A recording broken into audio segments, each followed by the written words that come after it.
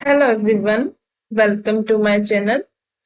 आज हम कवर करने वाले हैं एक न्यू टॉपिक, ऑर्गेनाइजेशन बिहेवियर का। ओबी का एक न्यू टॉपिक लेके आए हैं हम, जिसका नाम होने वाला है डिसीजन मेकिंग। स्टार्ट करेंगे। फर्स्ट स्लाइड देखेंगे। डेफिनेशन दी गई है सबसे पहले तो कि डिसीजन होता क्या है। क्या होता है एक डिसीजन मेकिंग। डिसीजन यानी कि कोई निर्णय, मेकिंग यानी बनाना। ठीक है, तो क्या होती है, एक प्रोसेस होती है जिसमें क्या होता है, सिलेक्शन होता है। ठीक है, इसमें हम क्या करते हैं कि मैनेजर होता है, या मान लीजिए कोई ऑर्गेनाइजेशन मैनेजर है, या फिर कहीं पर भी कोई हेड है, या हेड ऑफ द डिपार्टमेंट है, या जो भी है, वो किसी भी काम को करने के लिए अगर किसी चीज पे कंक्लूजन पे आता है तो उसे क्या बोला जाता है, डिसीजन मेकिंग। डिसीजन लेके उसने अपना काम को परफॉर्म किया। ठीक है, और इसकी डेफिनेशन को देखेंगे किसने क्या दी है। तो according to Stoner, Freeman and Gilbert, decision making is the process of identifying to deal with a specific problem और take advantage of an opportunity. तो डिसीजन मेकिंग क्या होती है, एक प्रोसेस होती है जो कि आइडेंटिफाई करती है, ठीक है, और डील करती है कुछ स्पेसिफिक प्रॉब्लम के साथ में, और इसका हम एडवांटेज लेकर हम, और इससे क्या होता है, हमें अपॉर्चुनिटी मिलती है। ठीक है, इससे हम एक अपॉर्चुनिटी को लेते हैं। डिसीजन मेकिंग एक प्रोसेस हो गई जिसमें हम क्या करते हैं, आइडेंटिफाई करते हैं कि क्या प्रॉब्लम है। ठीक है, और उस प्रॉब्लम के साथ में हम उसको डील करते हैं, और इससे हमें अपॉर्चुनिटी का एडवांटेज मिलता है। R. Terry. R. Terry defines decision making as the selection of one behavior alternative from two or more possible alternative। यानी कि बहुत सारे अल्टरनेटिव्स हैं। ठीक है, दो, पांच या दो से ज्यादा अल्टरनेटिव्स में से एक, जो वन, एक का बिहेवियर को, या काफी सारे अल्टरनेटिव्स में से एक अल्टरनेटिव को सेलेक्ट करना ही डिसीजन मेकिंग होती है। यही तो डिसीजन होता है कि आपको काफी सारी चीजों में से एक चीज पर डिसीजन लेना होता है। तो वही बताया गया है यहाँ पे। Decision making involve the selection of a course of action from among two और more possible alternatives in order to arrive at solution for a given problem. यानी कि काफी सारे पॉसिबल अल्टरनेटिव्स दिए होते हैं, उसमें हम डिसीजन मेकिंग के थ्रू एक एक पॉसिबल अल्टरनेटिव को चूज करेंगे, जिससे हमारी जो प्रॉब्लम है उसका हमें सॉल्यूशन मिल जाता है। According to Allen, management decision making is the work a manager perform to arrive at conclusion and judgment। इस पे हम conclusion पे आते हैं और judgment की बात की जाती है। मैनेजर परफॉर्म करता है, ठीक है, क्या परफॉर्म करता है, डिसीजन मेकिंग। किस लिए, ताकि वो कंक्लूजन पे आ सके। और डेफिनेशन है, क्रिटनर ने बताया है कि डिसीजन मेकिंग एक प्रोसेस है जो कि आइडेंटिफाई करती है। ठीक है, किसे आइडेंटिफाई करती है, जैसे कोई एक प्रॉब्लम है, ठीक है, तो जैसे यहाँ पे बताया हुआ कंफ्यूज है, तो डिसीजन मेकिंग में हम ये क्वेश्चन मार्क हट जाता है और हमारा डिसीजन आ जाता है। तो वही बताया गया कि चूज करते हैं अल्टरनेटिव कोर्सेज ऑफ एक्शन को in a manner appropriate to the demand of the situation के अकॉर्डिंग हम किसी अल्टरनेटिव को चूज करते हैं और डिसीजन लेते हैं। अब ये सब डेफिनेशन पढ़ ली, अब इनका कंक्लूजन सबका देखेंगे तो क्या आता है कि जैसा कि हम जानते हैं कि एवरी, जो भी हर स्टेज ऑफ मैनेजिंग, यानी कि एक मैनेजर की जो मैनेजिंग स्टेज होती है उसमें उसको काफी सारे चैलेंजेस फेस करने होते हैं। किस किस किस टाइप के, जैसे उसको अच्छा, मतलब बिल्कुल सही डिसीजन लेना होता है, क्वालिटेटिव होना चाहिए, इफेक्टिव डिसीजन होना चाहिए, ताकि उसका बेस्ट आउटपुट आ सके। ठीक है, best out of a situation. Manager decisions are formally directed towards making an organization a functional entity, preserving its identity and maintaining continuity in its working life।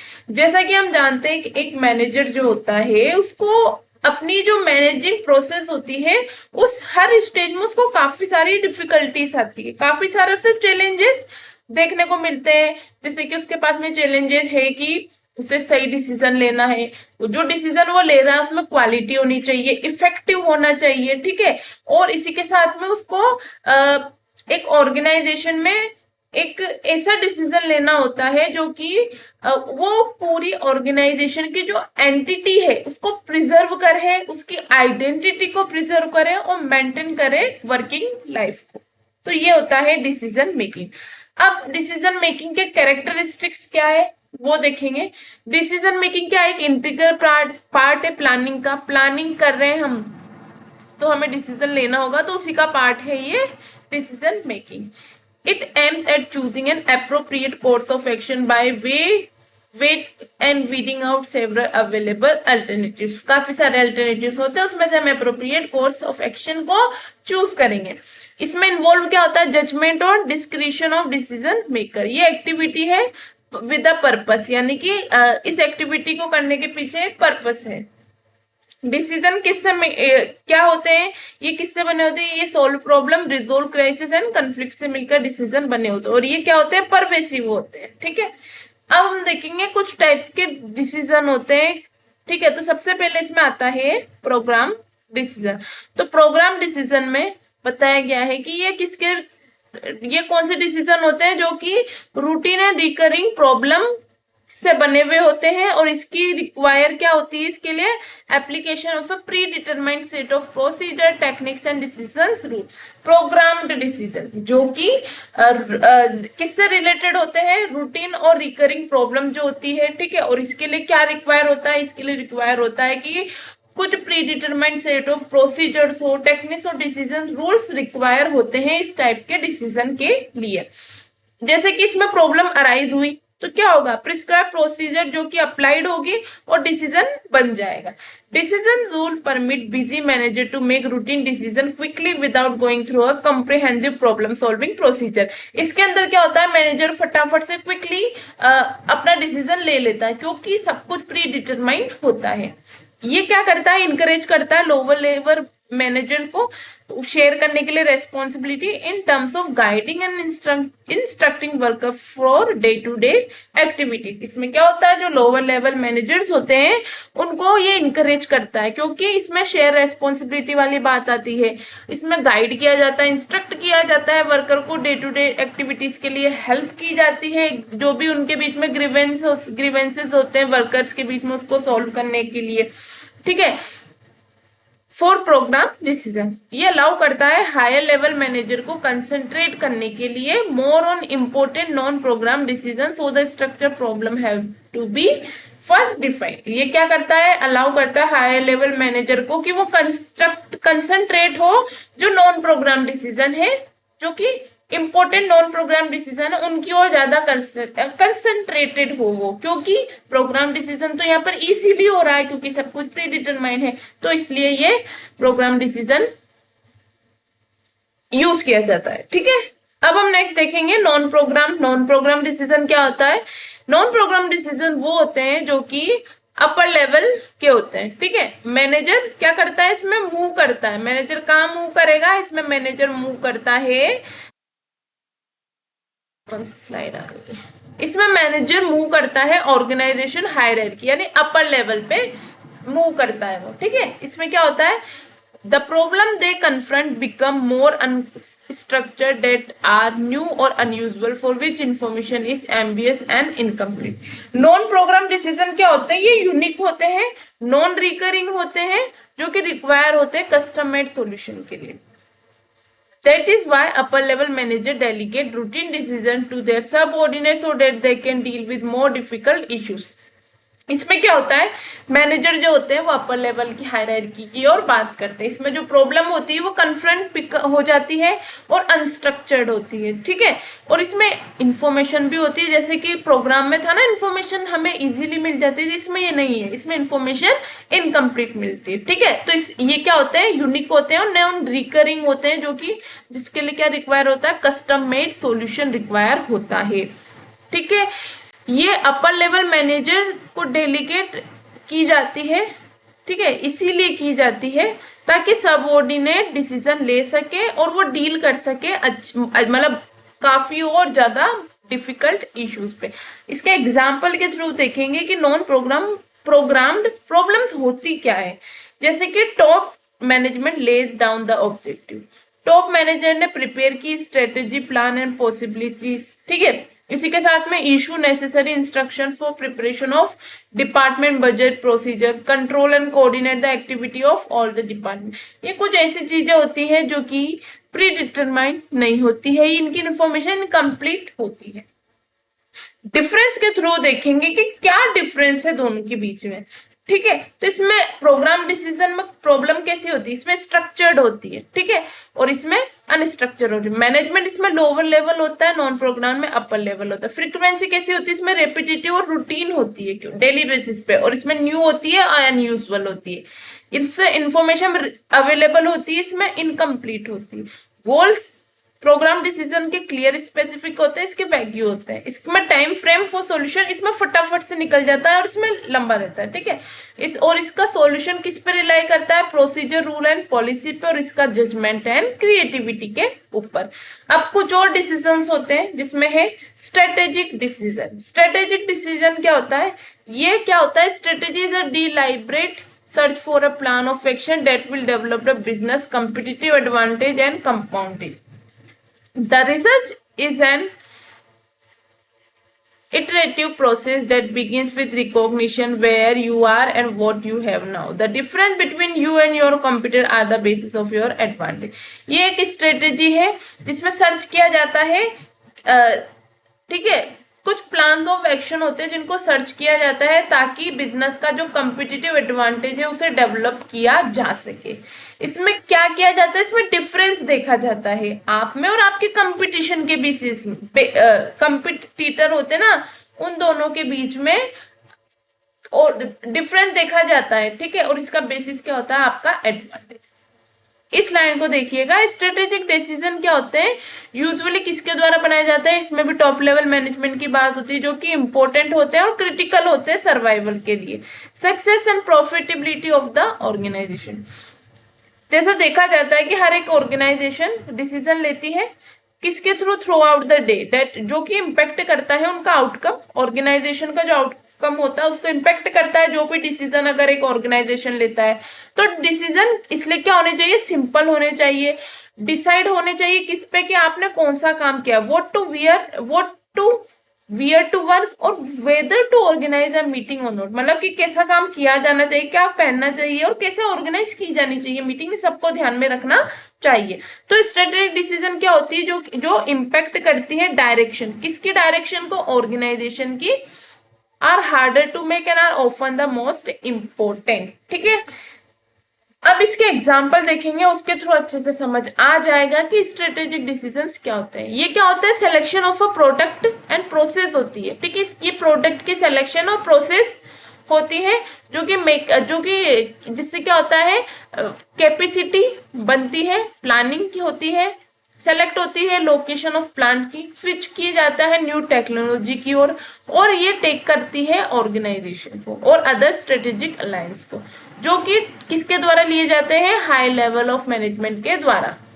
The main characteristic of strategic decision are that once they are taken, it is neither desirable or nor feasible to withdraw them and is based on risk. इसका सबसे main characteristic यही है कि अगर इसको एक बार ले लिया गया तो मतलब ऐसे डिसीजन को, तो ना तो ये डिजायरेबल होंगे ना फिजिबल होंगे, यानी कि इनको हम विड्रॉ भी नहीं कर सकते और ये किस पर बेस्ड होते हैं, रिस्क पे बेस्ड होते हैं। अब होता है हमारा ऑपरेशनल डिसीजन।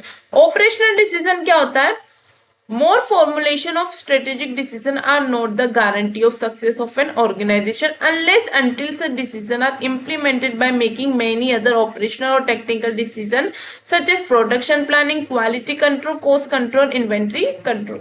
ये क्या बोल रहा है कि जैसा कि स्ट्रेटेजिक डिसीजन में बताया गया है, तो मतलब स्ट्रेटेजिक डिसीजन वो नहीं है जो ऑपरेशनल डिसीजन में है, ठीक है। यानी कि ऑपरेशन डिसीजन ये बताना चाह रहा है कि अगर किसी ऑर्गेनाइजेशन को सक्सेस की गारंटी चाहिए तो उसको इस टाइप के डिसीजन लेने होंगे जो कि ऑपरेशनल हो और टैक्टिकल डिसीजन हो। अब ऑपरेशनल और टैक्टिकल डिसीजन में क्या आता है, यानी कि किसी भी प्रोडक्शन की प्लानिंग, क्वालिटी को कंट्रोल कैसे किया जाए, कॉस्ट को कंट्रोल कैसे किया जाए, इन्वेंट्री को कंट्रोल कैसे किया जाए। अगर ये डिसीजन अगर नहीं लिए जाते हैं तो आप अपनी ऑर्गेनाइजेशन की 100% गारंटी, सक्सेस की गारंटी नहीं ले सकते। ठीक है, तो ऑपरेशन डिसीजन में इन सब डिसीजन को लिया जाता है। कौन कौन से डिसीजन होते हैं वो? Product planning, quality control, cost control and inventory control. These decisions are concerned with routine and repetitive method to implementation of strategic decision. That's why the authority for making tactical of operation decision is vested in lower management में बात होती है इसकी। अब इन दोनों को भी differences के थ्रू देखेंगे ताकि आप लोगों को और अच्छे से क्लियर हो जाएगा। स्ट्रेटेजिक डिसीजन मैंने बताया लॉन्ग टर्म डिसीजन होते हैं, ये फ्रिक्वेंटली नहीं लिए जाते, ये कंसिडर करते हैं फ्यूचर प्लानिंग को, और ये मीडियम पीरियड बेस्ड डिसीजन होते हैं। ये क्या करते हैं? ऑर्गेनाइजेशन मिशन एंड विजन के साथ अकॉर्डेंस की बात करते हैं, और ये स्ट्रेटेजिक एंड एडमिनिस्ट्रेटिव डिसीजन की बात करते हैं। ये डील किसके साथ करते हैं? स्ट्रेटेजिक डिसीजन ऑर्गेनाइजेशन ग्रोथ के साथ में, और operational decision production and factory growth की बात करते हैं। ये भी हो गया हमारा कंप्लीट। अब कुछ कुछ और बचे हैं लास्ट के, उन्हें भी देख लेंगे। Individual decision and group decision. Individual नाम से समझ आ रहा है, इंडिविजुअल यानी कि आप खुद से एक डिसीजन ले रहे हैं, एक सिंगल पर्सन डिसीजन ले रहा है। तो इंडिविजुअल डिसीजन क्या होता है? In a practical situation a person is different from other in respect of the way of thinking. इसमें क्या होता है? एक इंसान होता है जिसकी दूसरे लोगों से अलग सोचने की थिंकिंग होती है। यानी कि हम देखते हैं ना, कुछ लोग लॉजिकल होते हैं, रैशनल होते हैं, ठीक है, और वो प्रोसेस करते हैं इंफॉर्मेशन सीरियसली, और कुछ लोग होते हैं जो इंट्यूटिव होते हैं, क्रिएटिव होते हैं, और परसीव करते हैं सब चीजों को एक साथ में। ठीक है, तो उसी चीज की बात की गई है इंडिविजुअल डिसीजन की। तो इंडिविजुअल डिसीजन होते हैं जो जनरली क्या करते हैं? ये मेक करते हैं प्रॉम्प्ट डिसीजन को, ये टाइम को सेव करते हैं, मनी एंड एनर्जी को भी सेव करते हैं, और ये कॉस्ट इफेक्टिव भी होते हैं क्योंकि इंडिविजुअल डिसीजन की बात हो रही है। ये रेस्पॉन्सिबल भी होगा क्योंकि इंडिविजुअल डिसीजन लेगा तो इंडिविजुअल इसके लिए रेस्पॉन्सिबल होगा, अकाउंटेबल होगा खुद के डिसीजन के लिए, और उन्हें कोई एक्सक्यूज नहीं देना होगा। और मतलब कि जैसे होता है ना, ग्रुप में दे दिया होता है तो ऐसे करते हैं, नहीं नहीं ये नहीं, हमने तो इसकी गलती से हो गया, तो इसमें ये चीज नहीं है, तो आपको एक्सक्यूज देने की कोई नीड ही नहीं रहेगी अगर आपने गलत परफॉर्म किया है, जो है वो क्लियर दिखेगा। अब इसके कुछ डिसएडवांटेज भी है कि इसकी क्या होती है? ऑन इंट्यूशन पे बेस्ड होता है, इसलिए बायस हो सकता है। इसमें क्या होता है कि डिसीजन मेकिंग क्या होती है, इसमें फ्रूटफुल हो जाती है, और productivity in very small business organisation like sole proprietary और इन फैमिली मैटर। ठीक है, और इसमें lack of conscious decision making होती है क्योंकि एक ही लोग की बात हो रही है। तो एक लास्ट हम पढ़ेंगे ग्रुप डिसीजन मेकिंग, जब काफी सारे लोग मिलकर या एक दो या दो से अधिक लोग मिलकर काम करते हैं या डिसीजन लेते हैं, उसे बोलते हैं हम group decision making. It is generally believe that two heads are better than one. हम जैसे कि नॉर्मली जनरली लोग ये मानते हैं कि एक से भला दो, बोलते हैं ना, एक से भला दो, तो वही बात यहाँ पे बताई गई। In group decision the final authority to take decision is based in the group itself rather than individual.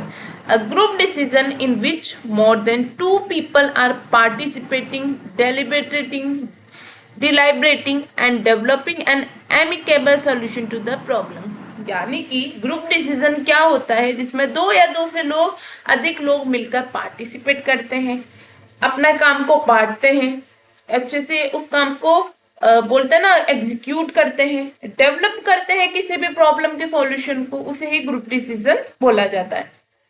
अगर कोई ग्रुप डाइवर्स है, बेटर डिसीजन वो ले पा रहा है क्योंकि डिफरेंट ग्रुप मेंबर्स में have diverse idea based on their knowledge and background and experience. ठीक है, हम जानते हैं सबका अपना अपना बैकग्राउंड एक्सपीरियंस होता है, इसलिए डिफरेंट ग्रुप मेंबर का अलग अलग आइडियाज हो सकते हैं। To deal with the problem the manager is delegated with enough authority and within the extent and scope its decision are made both on important as well as important matters.